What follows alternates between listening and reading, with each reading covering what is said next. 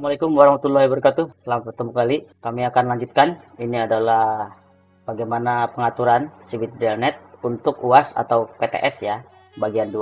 Sebelumnya pada bagian 1 kita sudah mengetahui bahwa urutannya pertama Bapak Ibu sebelum melaksanakan UTS atau pengatur UTS seperti apa. Itu kita kepesertaan, kemudian cek pesertanya ya.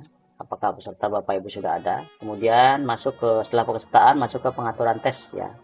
Sini Bapak Ibu bisa ngecek mengisi ya mata pelajaran sudah dimasukkan dalam video pertama. Daftar ujian guru juga sudah dibahas di video pertama. Lanjutkan kita sekarang ke deskripsi soal. Deskripsi soal ini adalah pengaturan untuk menentukan jumlah soal, apakah berapa jumlah soal uraian, berapa jumlah soal pilihan ganda, dan waktunya. Di sini Bapak Ibu sebelum Bapak Ibu melakukan pengaturan sebaiknya klik sinkron dulu, pastikan semuanya sudah oke. Kemudian sudah tersinkron ya. Kemudian pilih yang ingin ditentukan ya. Pilih klik edit di sini. Nah, di sini akan ada deskripsinya ya. Nah, ini silakan saya kecilkan ya supaya kelihatan.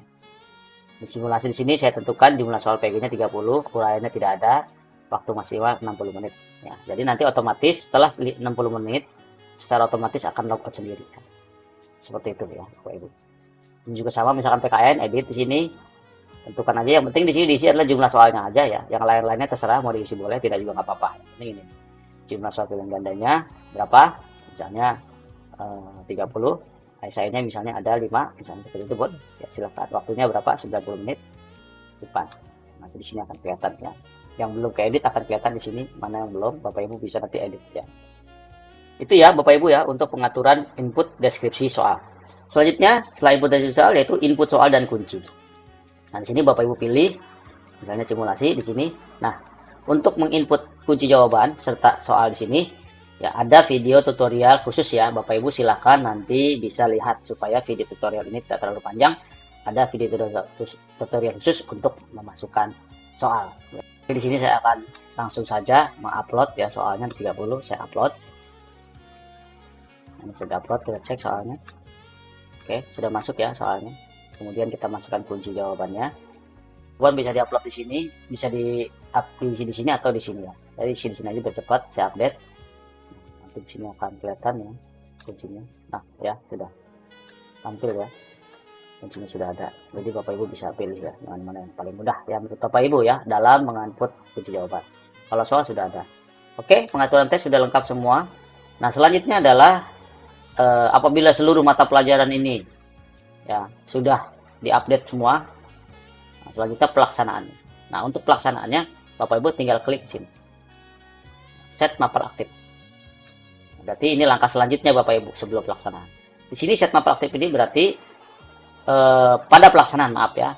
Di sini akan ada status buka atau tutup. Di sini posisi simulasi saya tutup ya. Secara tutup kita akan lihat posisi dari siswa ya, simpan jangan lupa. Siswa, ini siswanya saya PTS. Oke, siswa misalnya ini adalah siswa ya. PTS masuk, setelah itu siswanya masukin. Ini yang kemarin dummy ya, saya login. Pilih ujiannya di sini 10 AKL ya misalnya. Pilih simulasi. Oke. Nah, proses ujian sedang ditutup. Jadi di sini akan tampil seperti ini. Kalau Bapak Ibu buka, simpan, jangan lupa. Berarti yang ini simulasi saya buka ya. Kita buka. Cek apakah sudah dibuka. Nah, dia akan menampilkan kode masuk, berarti ini sudah dibuka ya. Tinggal kode masuknya dimasukkan. Nah, kode masuknya tentukan Bapak Ibu di sini. Saya bisa masukkan misalkan kode masuknya misalkan 2233. Nah, simpan. Nah, kalau siswanya ini salah, masukkan salah ya. Nah, dia akan mengatakan kode masuk salah ya. Salah. Jadi dia harus diinformasikan kode masuk yang benar ya. Sini akan saya masukkan kode masuk yang benarnya. Nah, sudah benar, baru bisa mulai tes ya. Itu ya untuk set mapel aktif. Jadi di sini adalah untuk menentukan status dan kode masuknya Bapak Ibu. Kemudian ada cek soal dan kunci. Nah, ini sebelum Bapak Ibu melakukan ujian, cek soal dan kunci, pilih mata pelajaran, simulasi. Nah, ini soalnya sudah ada, kunci soalnya sudah ada. Coba yang lainnya. Nah, ini tidak ada. Ya, berarti ini belum bisa diujikan ya Bapak Ibu, pastikan sebelum ujian sudah centang semua di sini, berarti sudah lengkap ya. Ini untuk mengecek aja ya. Kemudian daftar peserta tes. Nah, ini daftar peserta tes ini adalah untuk melihat apakah siapa saja siswa yang sudah terdaftar di mata pelajaran yang ingin diujikan. Contoh, sini simulasi ya, simulasi. Nah, pilih kelasnya, kelas 10 AKL 1, cek. Nah, ternyata ini masih kosong, belum ada pesertanya. Artinya simulasi ini dari kelas 10 AKL tidak terdaftar. Nah, makanya kalau tidak ada seperti ini, Bapak Ibu harus daftarkan dulu. Nah, kemudian segarkan. Nah, di sini sudah terdaftar. Selanjutnya AKL 2 kosong, daftarkan, segarkan. Nah, seperti itu ya Bapak Ibu ya. Jadi harus didaftarkan seluruh siswa. Kalau misalnya 10 AKL 11 AKL nih, nah ini kan belum daftarkan, maka anak ini nanti tidak bisa ikut ujian di sini, di mata pelajaran ini. Nah, gunanya adalah supaya tidak ada anak yang salah kamar juga nanti ya. Jadi yang bisa masuk ujian kelas 10, mata pelajaran kelas 10 hanya yang sudah didaftarkan oleh Bapak Ibu guru ya. Seperti itu. Kalau sudah sampai di sini, selanjutnya adalah set mode tes. Nah, set mode tes ini untuk menentukan mode tes ini.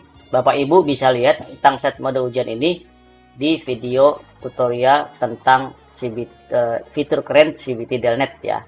Silakan nanti Bapak Ibu lihat ya. Di sini tidak saya terangkan. Nah, tapi standarnya seperti ini ya. Silakan nanti kalau ingin berbeda di setting di sininya ya. Ini adalah standar atau settingan default seperti ini. Bapak Ibu tidak perlu merubah apapun ya. Tapi kalau mau dirubah silakan, dirubah, diaktifkan ya. Putar baliknya dan lain sebagainya kalau memang diperlukan. Ya. Demikian, jangan lupa klik simpan nanti ya. Nah, seperti itu Bapak Ibu. Sekarang kita akan coba ya menjadi siswanya ya. Ini saya keluar dulu. Pastikan bahwa dia di PTS, betul dari PTS. Selanjutnya masuk ke siswa Sirobo ya tadi. 34 kita buat di awal. Pilih kelas 10 10-nya, terus simulasi. Tadi kode masuknya 1234. Cek kode. Kode masalah, oh salah, 33 22 33 kalau nggak salah. Cek kode. Mulai tes. Nah, di sini sudah mulai. Ini adalah standarnya ya. Dia tidak bisa balik ya, supaya tidak bisa ngetek ya. Nah, ini kan soalnya akan acak ya. Kalau saya lanjutkan ini untuk menjawabnya di sini ya. A ini. Nah, kalau hijau ini berarti dia sudah menjawab ya. Lanjutkan. Nah, ini tidak bisa kembali. Tapi nanti setelah soal terakhir, di sini soal sampai soal 30 misalnya, saya klik aja ya sampai soal nomor 30. Dia akan kembali ke soal nomor 1 lagi. Nah, seperti itu. Jadi seperti itu ya. Kalau misalnya Bapak Ibu set mode tes seperti ini. Kalau misalkan set mode tesnya misalnya di sini diaktifkan, simpan, maka nanti di sini tombol backnya akan bisa. Nah, ya, ini bisa kembali. Ya. Seperti itu ya. Kalau misalnya di sini saya aktifkan lagi, simpan, maka di sini tombol lompatnya bisa ke 30 ya, bisa ke 28, jadi bisa lompat-lompat seperti ini. Tapi kalau dimatikan, simpan, maka ini otomatis mati yang ini ya, dan tidak bisa lompat lagi dia ya. Jadi dia harus hanya bisa maju ya. Nah, ini mana modenya, tapi mode defaultnya seperti ini Bapak Ibu ya. Kalau status waktu dibuka, maka nanti waktu ini tidak akan berlaku lagi. Dia akan bisa mengerjakan soal walaupun waktunya sudah lewat ya. Kalau misalkan ini dicentang ya.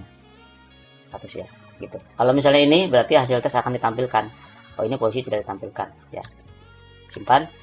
Nah, kalau logout dia akan otomatis keluar seperti ini. Misal logout ya. Sudah selesai. Nah, klik 2 kali. Nah, berarti akan keluar. Ini jawabannya tidak ditampilkan karena di sini tidak ditampilkan. Kalau ditampilkan nanti di sini akan keluar. Jawaban benar berapa, jawaban salah berapa.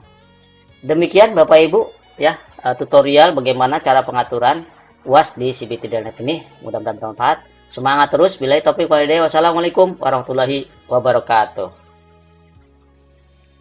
Terima kasih kepada para audiens, para pemirsa yang budiman, yang baik hati, yang telah mau memperhatikan, melihat ya video tentang fitur keren ini, dan juga mungkin likes-nya, yang share ke teman-teman lain. Semangat terus. Billahi taufiq wal hidayah. Assalamualaikum warahmatullahi wabarakatuh.